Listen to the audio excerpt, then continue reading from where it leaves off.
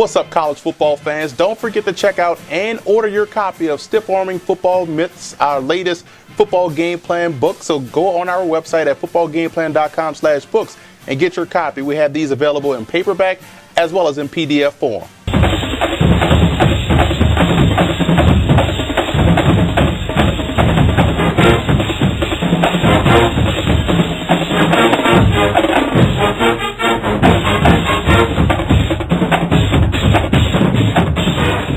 Welcome to footballgameplan.com, where football makes sense. I'm Emery Hunt, the czar of the playbook. Bring you our preview of the 2014 Duck Commander Independence Bowl between the Miami Hurricanes and the South Carolina Gamecocks. Now let's take a look at some coaching points for both teams in this ball game, starting with Miami. For Miami in this ball game, I would lean on that Gamecocks defensive line. This is the strength of this Miami Hurricanes football team. Outside of the tailbacks, they have a very good offensive line. I think they can run their way to victory versus South Carolina. And on the defensive side, the linebackers in coverage will be key. The Hurricanes tend to play inconsistent in the second level or at the second level, and those linebackers will have their hands full covering the intermediate passing game of South Carolina. And I believe the tight end play will be important, not only in the running game, but also in the passing game. I think they have to find ways to get the tight end involved in this offensive attack versus the Gamecocks. And for South Carolina in this ball game, they have to be able to take some of the pressure off of Pharaoh Cooper, the outstanding sophomore wide receiver. That means Nick Jones, Demir Boyd, Shaq Rowland. Those guys have to step up and become viable options so that way Cooper can then operate underneath. And they have to generate pressure. Right now, South Carolina is not getting pressure on the quarterback with their front four. And if you can't do so this game versus Miami, don't hesitate to send 5, maybe even 6 guys at Brad Kaya, the young quarterback. Get in his face, force him to make bad decisions with the football. And the weak side running game, I believe, could lead South Carolina to success. They have 2 outstanding players on the left side, A.J. Cann, the All-American guard, and Corey Robinson, one of the bigger left tackles in college football that also has a footwork that you look for. And if they are able to excel weak side running the football, I think it can wear down this Miami Hurricanes defensive front seven. The biggest X factor in this ball game for the Hurricanes will be their offensive situational football. This is a football team that struggles on third downs to stay on the field. They struggle in the red zone offensively. They have to do a better job in both aspects of this football game if they want to knock off South Carolina.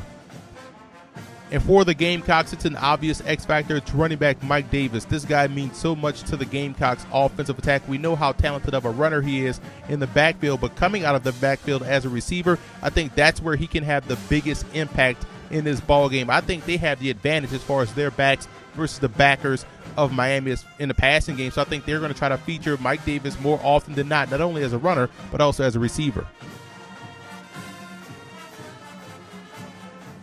Now, here are some 2015 draft prospects that you want to keep an eye on in this ball game. And when you look at Miami, you see 8 guys on this list. 2 stand out to me the most: Denzel Perriman, the outstanding middle linebacker, and Duke Johnson, the talented tailback at 5'9", 205. Now, for South Carolina, A.J. Cann, in my opinion, is one of the best guards in the country at 6'4", 311. And keep an eye on Corey Robinson, the big left tackle at 6'8", 344. Outstanding footwork for a guy his size.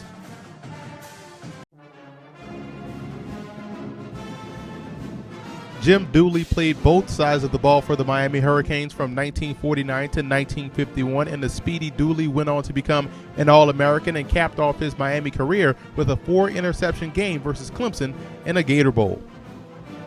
Quarterback Anthony Wright was a solid performer for South Carolina from 1995 to 1998, a 3-year starter.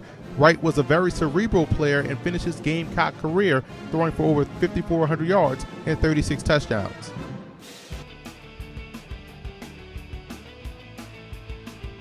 In the 1991 Independence Bowl, Georgia took on Arkansas in what was the Razorback swan song in the old Southwest Conference. They were getting a taste of SEC football versus Ray Goff's Bulldog squad as quarterback Eric Zaire and wide receiver Andre Hastings hooked up for an early score. Hastings would go on to become the MVP of the ball game as Georgia won 24-15.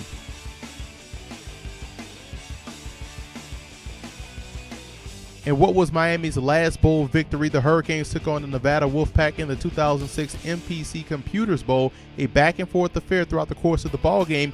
Defensive back Chavis Grant intercepted a Jeff Rowe pass to seal the one-point victory for the Canes, 21-20.